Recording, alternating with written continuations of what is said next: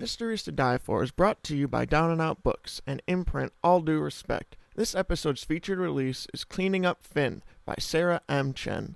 Life is a constant party for a restaurant manager, Finn Roos, when he seduces an underage woman on one of his booze cruises and loses her. Literally, it sets off a massive search involving the police, her parents, and a private investigator. Finn is an expert manipulator, but his endless lies only tighten the screws on himself and his unsuspecting best friend. Finn scrambles to make things right, which may be too much to ask from a guy who can't resist a hot babe and a stiff drink.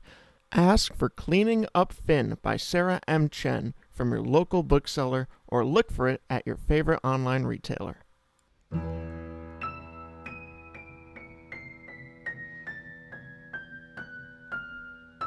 Welcome to Mysteries to Die For.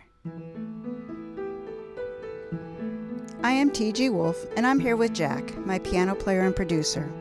This is a podcast where we combine storytelling with original music to put you at the heart of murder, mystery, and mayhem. Some episodes will be my own. Others will be classics that help shape the mystery genre we know today. These are arrangements, which means instead of word-for-word readings, you get a performance that's meant to be heard. Jack and I perform these live, front to back, no fakes, no breaks, no retakes. This is Season 2. This season contains adaptations of the stories published in the 1800s. These stories are some of the first to be considered mysteries. For that reason, this season is called The Originators. Today's story is about knowing one's own self. This is Episode 10, Blind, an adaptation of The Mysterious Card and The Mysterious Card Revealed by Cleveland Moffett.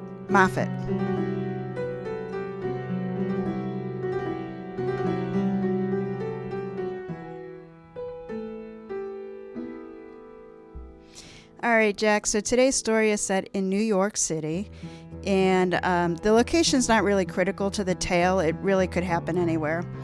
It's just where the characters lived. The story was published in 1895, and it's told in real time, which just means it's not set in the past or in the future. But our author, Cleveland Moffett, not Hoffett, gives us more of a location than most do. So we know it's in New York City, and there's a reference to 23rd Street and Broadway. But a major incident happens on Water Street. So the first reference puts us in Manhattan, but seeing as we've already been there this season, I'm dropping our pin on Water Street, Brooklyn, all but under the Brooklyn Bridge. I chose the address of 55 Water Street, which is a restaurant called Chiccone's. And it's got to be fantastic because it has a 4.3 rating with almost 1,400 reviews. So this delicious restaurant is only 7.5 hours to the Royal Observatory, home to the Prime Meridian in Greenwich, London. We were here in Manhattan in episode 7, so just 3 episodes ago, with a mystery set in the 1880s, the story of the missing seamstress, if you remember it, and a family secret. So this story really is about the mystery. The timing and setting are virtually irrelevant, which gives me nothing to talk about here, so we're going to move on to the reviews. There are a couple different versions on Goodreads, so I chose the one with Mysterious Card that had 57 ratings with an average of 3.44. The only 5-star review I found said, "Couldn't put it down!" ! "My heart is racing!" ! "I need to know what it means!" ! Here's a couple 3-star reviews, and these are more typical of what you found. Interesting plot. However, the intriguing story turned into an unbelievable, unrealistic one at the end.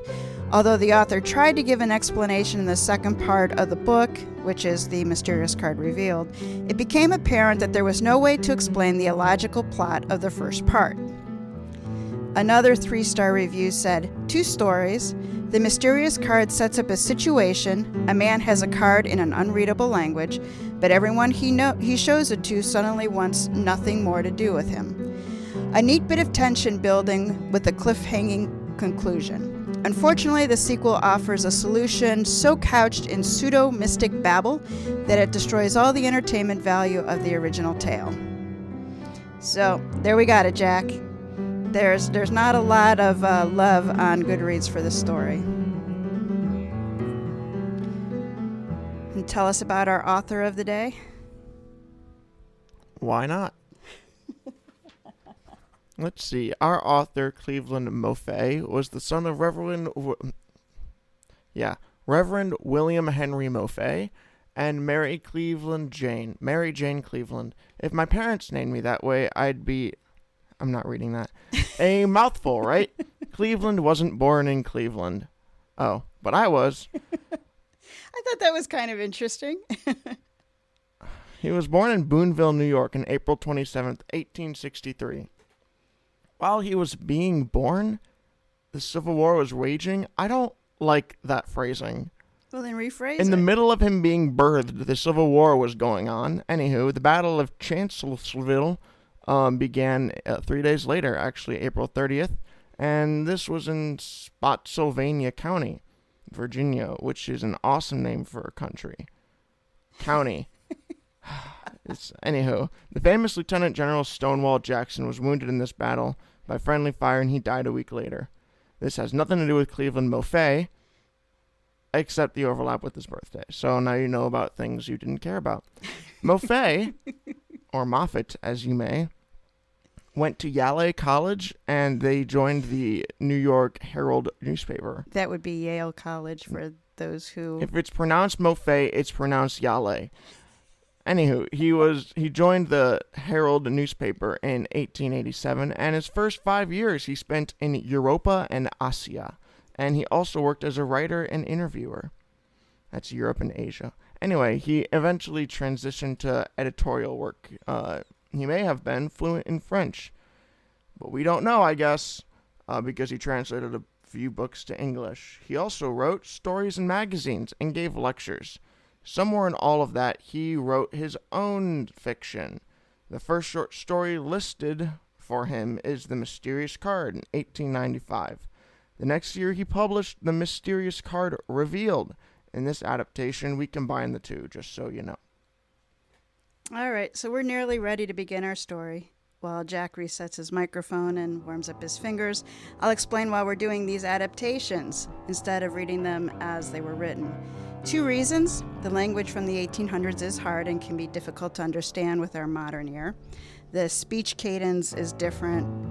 And, oh my goodness, the commas and the semicolons. The second is that the style and length of many of these stories were not created for listening.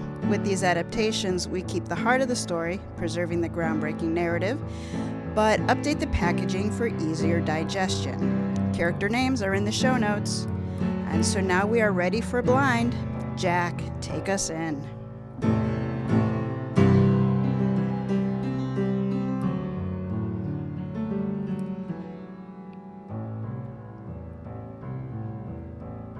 Chapter 1. The Doctor is in. An early day, then, is it, Sophie? I said to my secretary as I closed the door behind a very pregnant Mrs. McGee. It's too pretty a day to be inside, and I'm sure you can find better company than an old family doctor. Surely there is a young man in this city wanted to take you on a turn through Central Park. Sophie blushed, but she spoke not of this young man, but of business. There's one more appointment scheduled, Dr. Ridgway. A new patient, a Mr. Burwell. Burwell? Richard Burwell, I asked. Yes, doctor. You know him then, she asked. No, of him, to be exact. He's a successful businessman and shares the fruits of his labors with the orphanage. Many foundlings have benefited from his generosity. Exactly on time, the door to my practice opened and in walked Richard Burwell. He was a tall man, brought down to average height by a stoop in his back. His hair was an unremarkable shade of brown, and his eyes were equally brown and so full of compassion I nearly felt compelled to confess my own troubles. Mr. Burwell, I said, it's a pleasure to meet your acquaintance at long last. Please come into my exam room. You know of me, Dr. Ridgway? He asked, following me into one of the 2 rooms reserved for patients. Yes, sir, I said. I call on St. Anthony's Home when a need arises. Your work there is nothing less than life-saving." A weak smile graced his lips. "I expect your work there is life-saving. I merely write checks and play with the children." I respected the man's humility and made no further attempt to argue my opinion. Instead, I asked, "How can I help you today?" "Your reputation precedes you, Doctor," he said. "All of Manhattan talks of your competency and your insights. That's why I've come. I'd like you to do a full examination of me." "Of course," I said, "a simple matter. You expect me to find something? It would be easier if I know what I'm looking for." Mr. Burwell shook his head. "It's better this way," he said, and began taking off his coat. I saw plainly enough that something was bothering the successful businessman and celebrated philanthropist. I took my time, twice the amount as I usually dedicate to the mundane task. His heart beat strong and regular. His lungs were clear with no hint of a rattle. His bones were strong and his muscles smooth as beget a man of business. His tongue was a healthy pink with no spots. His eyes were clouded. "You found something, Doctor?" asked my patient. "Perhaps," I said. "Can you read the third line of the chart on the wall?" Burwell did so with no trouble. I gave him several other tests, the results of which led to my diagnosis. "Farsightedness," I said. "Age-related, I should think. A pair of spectacles would fix you up." Burwell's hand covered mine. "That's it?" he asked. "That's all you found?" I sank onto my stool. "I confess, Mr. Burwell, that your eyes have an unusual clouding. My first thought was cataracts, but as you passed the tests perfectly. Have your eyes always had that milky quality to them?" "My entire life," he said. There was sorrow in his voice, an element of sadness that was all but tangible. "You thought I would find something else," I said. "Tell me, what?" Burwell opened his mouth as if to speak and then pulled back. "Perhaps next time." He's going to be dead next time.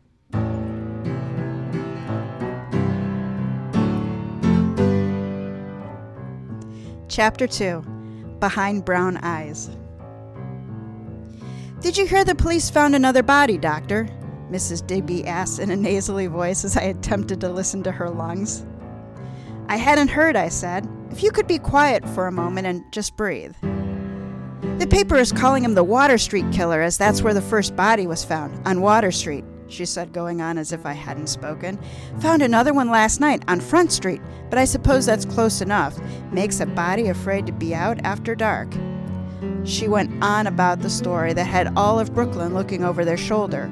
Her lungs could not have been filled with marbles, and I wouldn't have Her lungs could have been filled with marbles, and I wouldn't have heard them. For one thing was for certain, she was not lacking in breath capacity. I took the stethoscope from my ears. "What do you think, Doctor?" she said. "I think you have a cold, Mrs. Digby." She pressed her hand to her chest. "Is it the leeches for me, then?" "Let's start with rest," I said. She looked disappointed. "That hardly seems worth your fee. Shouldn't you at least give me a prescription or something? It only seems right."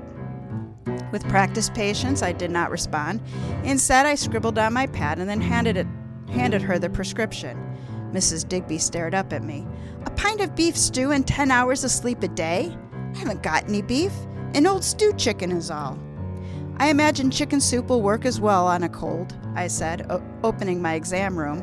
"You should feel better in a few days." Mrs. Digby followed my lead more out of habit than interest. "No leeches, then?" she repeated. I shook my head, my gaze going to Sophie, who picked up my signal. I withdrew into the room to set it right while Sophie moved Mrs. Digby along. "He said no leeches." Mrs. Digby again sounded as disappointed as a boy missing out on a sweet. "I heard," Sophie said, the front door squeaking as she opened it. "Maybe next time. I do hope you feel better." "Ah, Mr. Burwell, you're just on time." 'Cause he's not dead yet. Not dead. The front door squeaked closed, and then the door to the other examination room did the same. Sophie popped her head in the room I was in. "Mr. Burwell is in room 2. "Thank you, Sophie," I said. Directly I entered the other room and found my newest patient sitting on the examination table, his face buried in his hands. "Mr. Burwell, tell me what brings you in." He lifted his face, squaring his shoulders as if soldiering himself against a coming front. Doctor, last week you gave me a physical and pronounced me healthy. Did you not? I sank onto my stool, putting me eye level to the distressed patient. I did, I said. I ask you to do the same again, he said, and tell me if anything has changed. I took a moment to gather my thoughts. Mr. Burwell, I assure you I was thorough in my assessment. He pulled his wallet from his overcoat and handed me my fee. I have every confidence you did, he said. Otherwise I would not have come back. He held the bill out to me. There was no doubt the man was distressed. I will only accept your money and the obligation if you tell me what I'm looking for. It was his turn to hesitate. His eyes closed solemnly, and he nodded. I grasped the bill between my fingers, and he opened his hand. I caught a glimpse of something most unusual. Before I could examine it further, he withdrew his hand and took a breath. Sometimes, not often, but every now and again, it feels as though, that is, I don't believe it to be true, but it is the feeling I get. Mr. Burwell, I am a physician, your physician. Whatever you tell me stays within these walls. I am on your side. I will not judge, but will work my hardest to resolve whatever it is that's wearing on you. My speech had the desired effect. Mr. Burwell relaxed, as much as a stone carving could relax. Something, he began. It feels like someone is looking through my eyes. Fascinating, I said. My unguarded reaction appeared to set him even more at ease. Describe the situation. Describe the sensation. It feels, he began, it feels like sharing opera glasses with someone. I can see, but it's difficult, as though I'm fighting someone for control. Is your vision blurred, I asked. Not blurred, he said, but it can be hazy. It's as if I'm looking through a morning fog or the haze of London. I see, I said, but I didn't see. How often do you experience this sensation? It varies, he said. Sometimes it happens several times a week, and then it won't happen for a month. Lately, it's almost daily. I thoroughly examined his eyes. The pupils were clear, as was the network behind it. The whites were as white as new-fallen snow.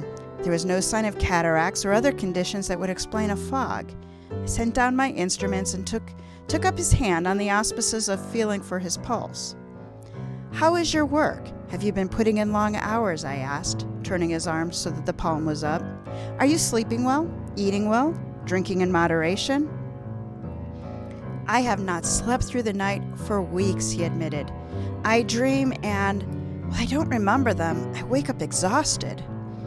My eyes drifted to his hand and the odd mark under his middle finger. Two overlapping circles were carved in the line arching under the trunk of the finger. I brushed the mark, and Mr. Burwell startled. I swore he growled, low and threatening, like a dog warning off an intruder. When I looked at his face, though, I saw only tranquil, if not exhausted, brown eyes. I suspect you are suffering from exhaustion, Mr. Burwell. The sensation you are experiencing is your body telling you you need to rest. I'm going to prescribe a sleeping tonic. Come back on Monday and we'll see if there is improvement. Mr. Burwell smiled weakly. It was the first time I'd seen any expression aside from the sullen frown. Thank you, Dr. Ridgway. Thank you for believing me. I clapped him on the shoulder. Get some rest, Mr. Burwell. I am confident we will find a solution.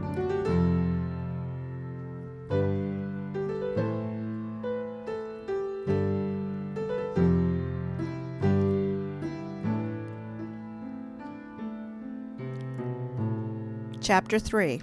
Ringing Saturn.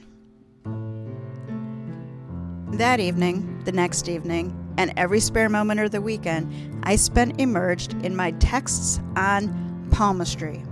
This is an ancient practice that teaches how to read the past, present, and future of a person from the lines on the palms of their hand. I was introduced at a young age. My dear aunt was a student, and she took me as her apprentice at the ripe old age of 10.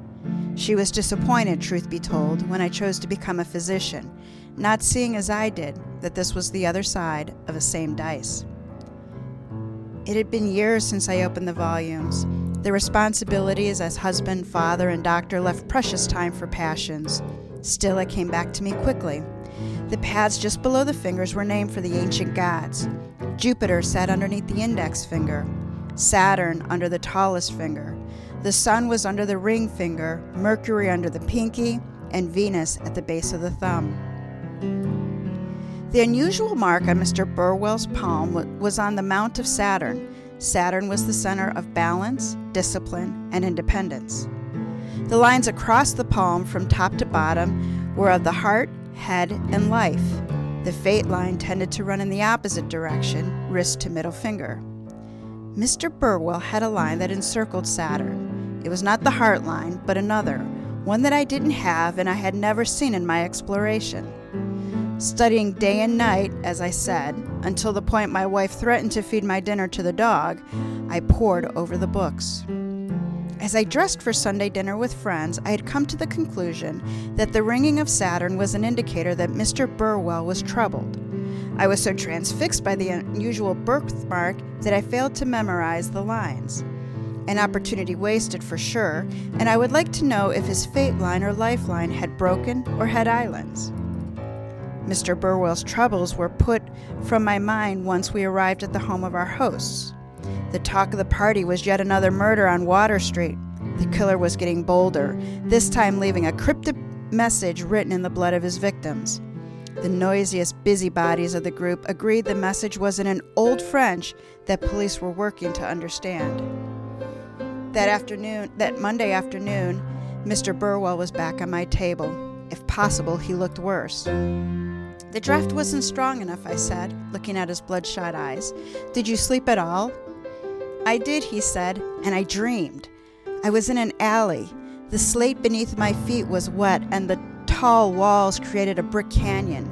Two buildings met at an angle, creating a pocket, so to speak.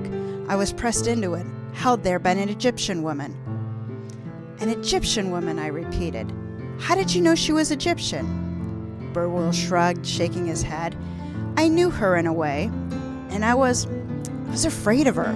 He rubbed his hand down his arm as if to warm himself, his gaze on the corner of the floor. And why were you afraid of her? I pressed. Because she could see. Burwell raised his eyes to me. What does that mean? I didn't know. Describe her, I ordered. Burwell complied. Average height for a woman, willowy thin, graceful. She always is well dressed and her hair neatly arranged. Her hair is black, her skin dark, as if she never wore a hat in the sun. Her eyes are gold, and she never smiles. She never smiles, I said, echoing him again. She hates me, he confessed in a quiet voice. Of all the men I have met, Mr. Burwell was one of the least offensive. Hates you, I said, but why? You're a good businessman, a patron of the community. What causes she to hate you? He shook his head, having no answer. I picked up his hand, turning it over to expose the palm. Have you had this mark your entire life? Yes, he said. I don't remember a time when it wasn't there. Have you ever had your palm read, Mr. Burwell? No, doctor, I don't believe in that hocus pocus. I prefer to put my money in the pockets of men of science, like yourself, not in the hands of charlatans. I cleared my throat. Well, I know something of the ancient practice. You see this line here? This line rings Saturn, where the mark sits. Ancient texts refer to this line as an indicator of a troubled life. Mr. Burwell's blank face did the most unexpected thing. It broke into tears.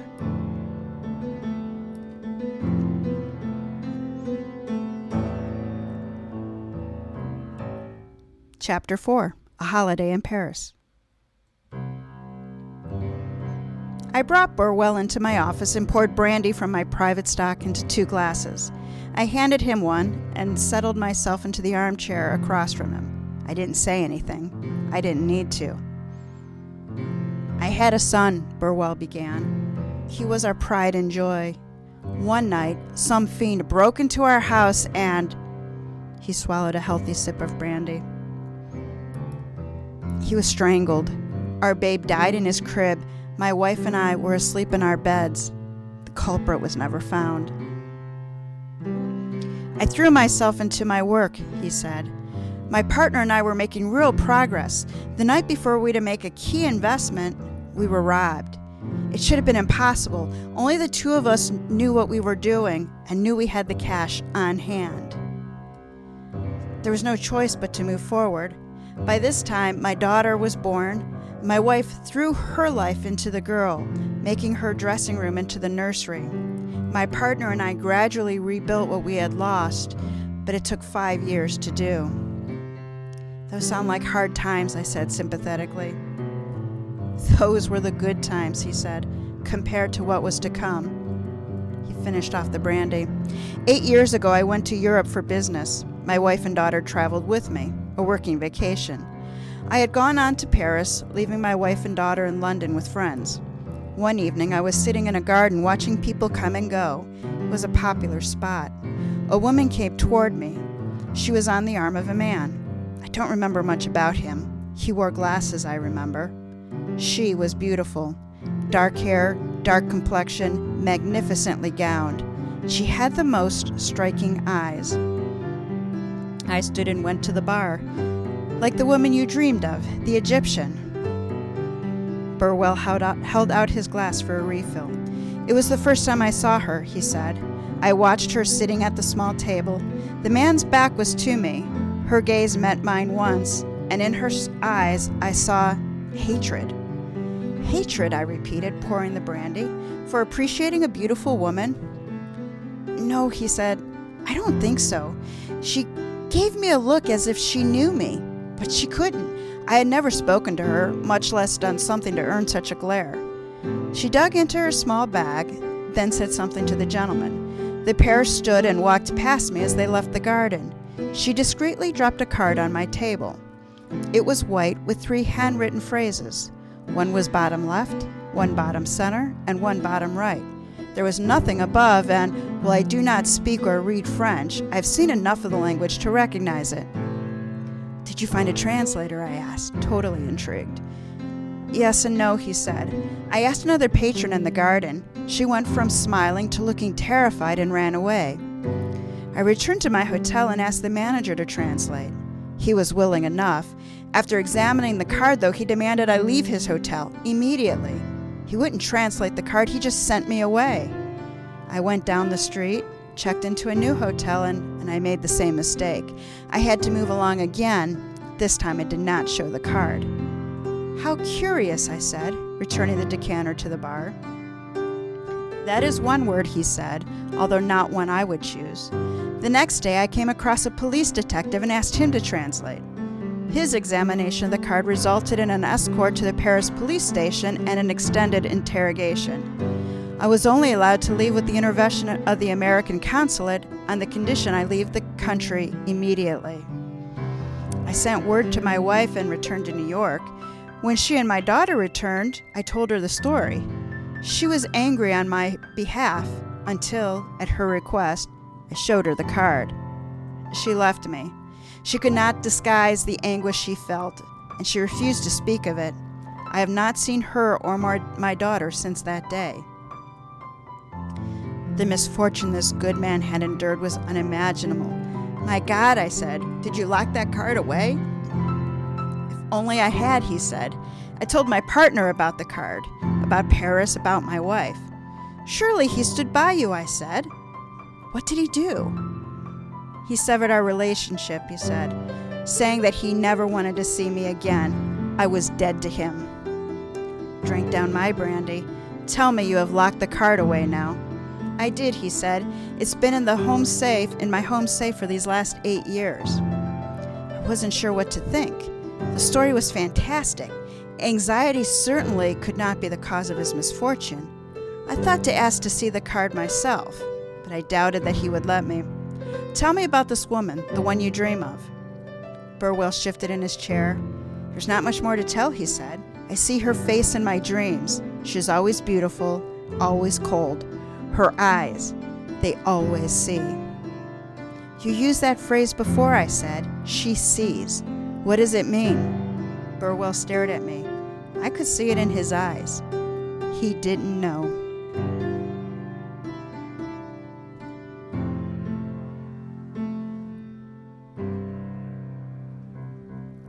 Chapter 5. Water Street's Next Victim. Burwell continued to come to my office twice a week. Most days I saw him in the exam room. On his worst days, I saw him in my office. Insomnia plagued him. The few moments of sleep he was granted was filled with dreams better suited to a Poe story. I tried every kind of draft the apothecary could craft to help him find peace. My patient, who was slowly becoming my friend, was in agony. The quiet of a Sunday morning breakfast was broken by feverish knocking on my front door. My butler escorted in a young man in Burwell's employ. "Come quick, doctor. Mr. Burwell's been shot. He's a goner without you." I shot from my chair, grabbed my bag, and then ripped my napkin from my collar as I ran out the door. The boy talked as we climbed in Burwell's carriage. The police had brought his master home. He'd been found on Water Street, shot. They were accusing him of being the Water Street killer. I found my patient surrounded by New York's finest. Burwell was on his bed, lying on his stomach. He'd been shot in the back. His head was turned so that he could see the door. "Richard," I said, "what in the hell happened to you?" "He was caught in the act," one of the cops said. "He killed a lady and was shot while running away." "I did not," Burwell said. His voice was weak with pain but adamant in his declaration. I had questions, many questions, but he needed a doctor, not an inquisitor. Instead, I went to work. I set my bag on the end of the bed and removed my jacket. I rolled up my sleeves and then withdrew a pair of shears. I cut through the fine wool of Burwell's jacket and then the soft cotton of his shirt. The bullet entered below the rib cage on the left side. There was no exit wound. I looked to the officer in charge. "The bullet has lodged close to his heart. I can't remove it." I crouched near Burwell's head. What was I to say? Burwell, he seemed to know and relieved me of my burden. "I've changed my will," he said, "and I've named you my executor. Give my fortune away to charity, but do me the service of determining if I have harmed anyone. If I have, give the money to them with my sincerest regrets." I had no choice but to honor his dying wish. I stood then and faced the cops. The lead cop squatted until he was eye level with Burwell. "Why'd you do it? Why'd you kill all those innocent souls? Confess all," he said. "Die with a clear conscience." "I am innocent," Burwell stated clearly. "What were you doing behind that bar?" the cop said. "What were you doing with that doxy?" Burwell didn't have the answers the cops wanted. He denied every accusation, refuted every charge. He had been to a nearby mission and visited a woman dying of consumption. A woman from a mission was with him and would verify his story. The bullet must have done more damage than I expected. Richard fell into a deep sleep, and less than 2 hours later, his suffering had reached the end. He passed peacefully into the next life. All right, this is the part of the story where we pause to give you a chance to catch the killer. You know everything I know. I haven't held anything back. It's my job to find the truth behind Richard Burwell's life, and in doing so, his killer. All right, Jack, where would you start? I feel like I don't know anything. I'm sorry. I really thought it was going to get more into it, and it was like, actually, that's all you get to know.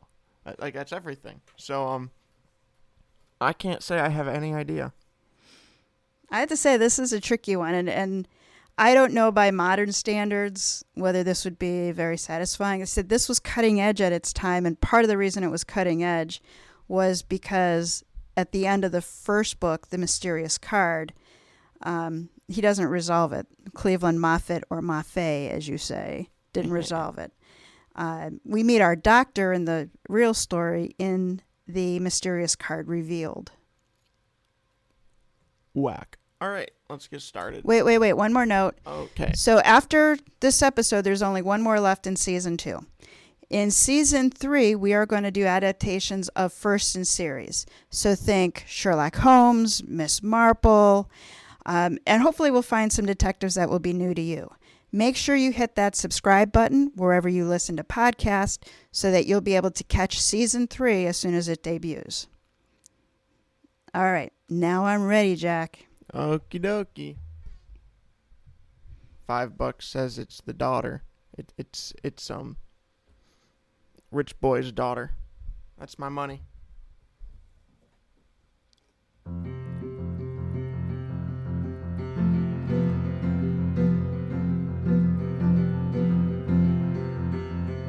Chapter 6. Secrets of the Nile. The rest of the day was consumed with police and attorneys. Indeed, Burwell made me the executor of his estate. I emptied his safe, sorting between money, contracts, and securities.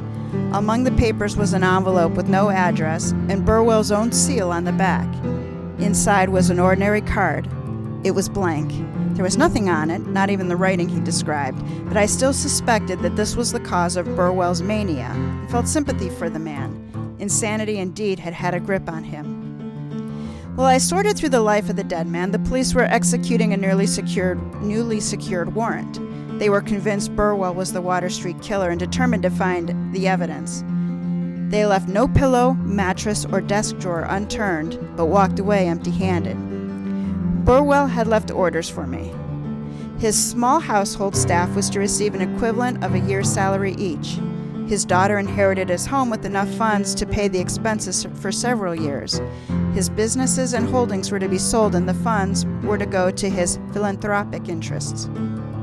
The next day, Monday, I closed my practice early and returned to Burwell's home to further work on the liquidation of his businesses. As I walked along, a couple came toward me. Both had dark hair and were well dressed. They paused in front of Burwell's home. The man looked up to the windows. The woman, though, lifted her face away from the home, to the sun. The man spoke to her. She nodded. Her expression seemed to be one of suspicion. As the distance between us closed, she lifted her gaze to mine. Her eyes were golden. Startled by the unusual nature of her beauty, I dropped the notebook I carried. The couple passed me as I fumbled to recover the tome. Book firmly in hand, I looked after the pair. The woman walked forward. The man looked over his shoulder at me, his expression one of complete contempt. Key in the lock of the front door, I sought to push the odd encounter out of my mind. My subconscious did not allow it, and it pushed at me until... the woman! Looking up the street, the couple had reached the next crossing and was turning. I abandoned the key and the book, racing after them without regard for my appearance. At the corner, I flattened myself against the stone of a building, peeking around to see their position without giving away mine. They walked as without a care. Neither looked in any direction other than forward. I followed, always watching from the cover of a building or a doorway, waiting until they turned the next corner. Just as I began to wonder if they had a destination in mind, they entered a storefront. The large front windows were filled with exotic decor for the home. Elegant gold letters announced this to be Secrets of the Nile, Yusuf and Halana Naji, importers. "Dr. Ridgway, is that you?" a voice said behind me. Jumping a foot in the air, I turned to find the plump form of Mrs. McGee. "Indeed," I said, composing myself, "you are looking well, coming right along. Right as rain, as they say." She stroked her protruding belly as mothers tend to do. "What brings you to our corner of New York?" I indicated the shop across the street. "I'm in the market for a gift for my wife," I lied. "A patient recommended it," I lied. "Oh, yes," she exclaimed, confirming the recommendation. "Mr. and Miss Naji have the most wonderful collection. They came here some years ago.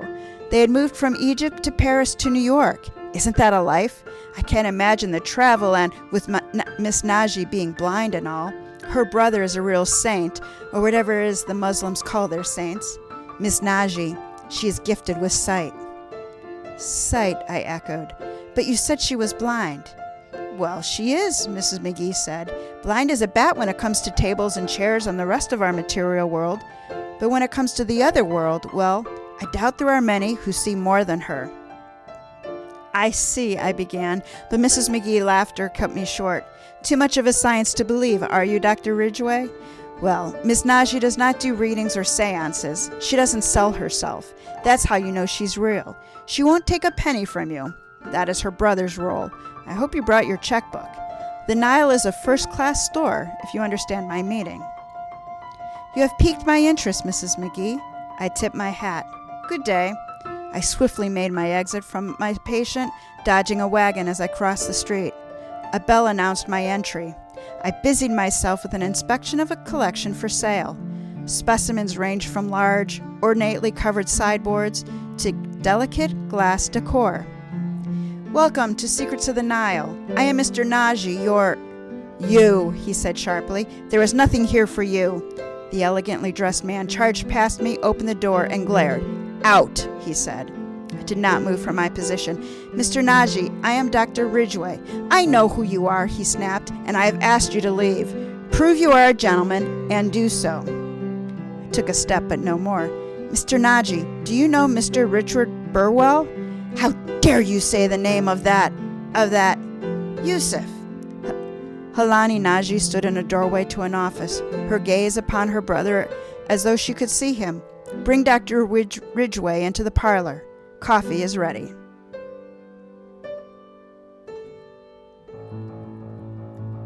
Chapter 7. A Killer Revealed. Yusuf Naji shut the door with more force than necessary and took my elbow in the same manner. I was shepherded through the store into the back room, where a comfortable parlor waited for me. Helena was seated on the couch while a young man poured coffee. Her brother sat next to her, and I sank in the chair opposite. "Thank you, Philip," Helani said when the coffee was poured. "You have questions," she said, without looking at me. I studied her, assessing her reported blindness and, quote, sight. She had a competency about her that confuggled the rumor of her disability, and yet her gaze did not follow reaction in a typical manner. "Your questions," she prompted again. "You know Richard Burwell." I made it a statement, asserting rather than questioning. "In a manner of speaking," she said. "In what manner of speaking?" I asked. "Are you familiar with the term kulos?" I frowned at the unexpected question. "I am. It's a word for a demon or similar." "That is correct," she said. "When a demon is defeated, his soul lives on, a vile thing of pure evil. Once in every great while, if an innocent soul does not enter the newly born babe quickly enough, a kulos soul will push into the body.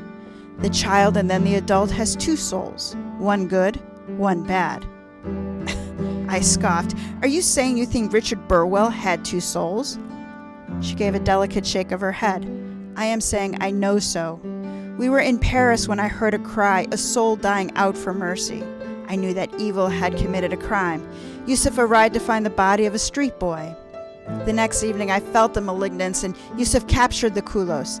I commanded it, and it confessed its sin. My concentration was broken by a noise, and the kulos took the opportunity to retreat, hiding behind the other soul." The following evening, she said, "my brother and I were strolling through the garden. Mr. Burwell sat alone. He did not recognize either of us. The kulos so screened itself in some manner. I determined that the good soul may be the key to ending the kulos. I devised a plan to warn Mr. Burwell without alarming the kulos." "The card you dropped on his table," I said. "But it was blank. How could it help?" "To an open mind," she said, "the card reveals all." Mildly insulted, I attempted to disarm her. "Richard Burwell died yesterday morning." "At last," her brother said. "We should like to see him," she said. Naji left the store in the care of his employee, and we three rented a cab to carry us to Burwell's home. The keys and my notebook were as I left them. I unlocked the door and led them through the front hall to the office. "It is here," I said. "The card. See for yourself. It's blank." I retrieved the envelope from the discard pile and the card from within it. It was the brother who accepted it. "You are looking at it incorrectly," he said, turning it until I was nearly looking at the slim edge. As if by magic, 3 hideous images appeared with a messy scroll beneath. The first strangled a baby. The second emptied a stave. The third plunged a knife into a woman's breast. "Dear Lord!" I dropped the card, feeling dirtier than if I'd bathed in a chamber pot. "That is the kulos and his crime," Helena said, drawn by its own hand. I remember Burwell telling me of his son and of the robbery that set his business back. "Who was the woman?" I asked. "She died over 200 years ago. She was one of 8 the kulos killed that night, nuns he buried in the basement of their convent." Sick to my stomach, I went to Burwell's bar and poured his finest scotch. "I don't understand," I said. "Richard Burwell was a kind and generous man. He could not have killed his own son. That I know." "Well, it was not Burwell So who killed his son," Helena said. "It was his hands, under the control of the kulos. We did our best to protect the innocent." Yusuf wrapped his arm around his sister's waist. "We moved here to New York to counter the kulos. It would go dormant, sometimes for months at a time, and then rise hungry. A tear slid over Helana's cheek. We were not as successful as I had hoped. I cocked my head in wonder, and a chill ran through me. The Water Street Killer. It was Richard Burwell. Yusuf nodded solemnly. The Kulos was in control. Mr. Burwell had no idea what lived in him. We tried to show him what he was, but to no avail. He was blind to his nature. You didn't call him out, I said. You could have saved so many, I challenged. Who would have believed us, Yusuf countered. Working as we did, we limited the damage he caused. Until the other night, I arrived more quickly this time. It was you who shot him, I said.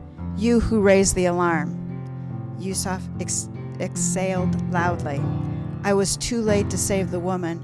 The Kulos beat me again. I need to see him, Alana said. I need to know. I led the way into the parlor, to the table set with the coffin and Richard Burwell's body. I had watched the man die. I knew that he slipped peacefully into death, and yet what laid upon the table in that coffin was a vile creature. The face I knew was sagged and melted, contorted into a creature birthed in hell. We are too late again, she said, turning her head into her brother's chest. He has escaped this world. We have done our duty, Yusuf said to her. That was all we could do. With a heavy heart, I closed the coffin.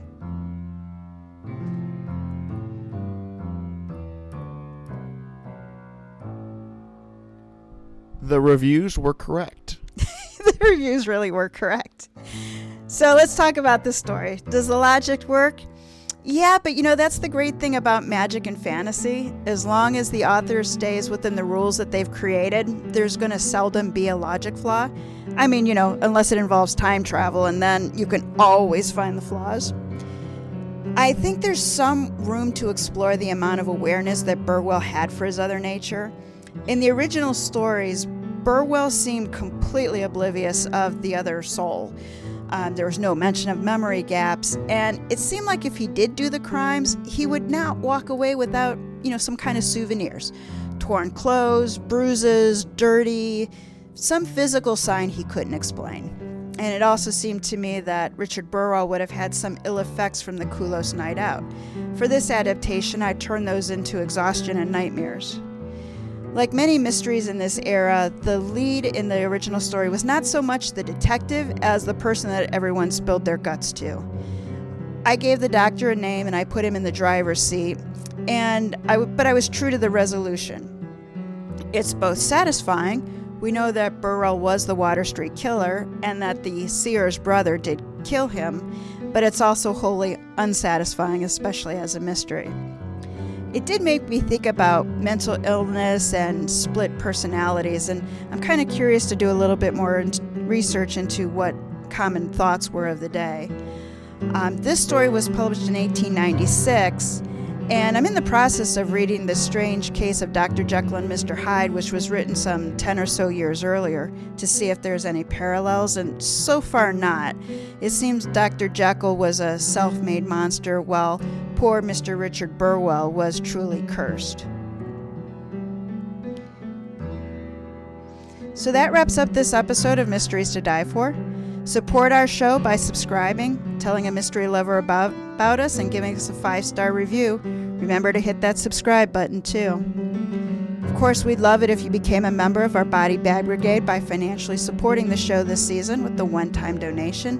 Pay what you can. Information is in the show notes and on our website, tgwolff.com/podcast. Mysteries to Die For is written by TG Wolff with contribution from Jack Wolff.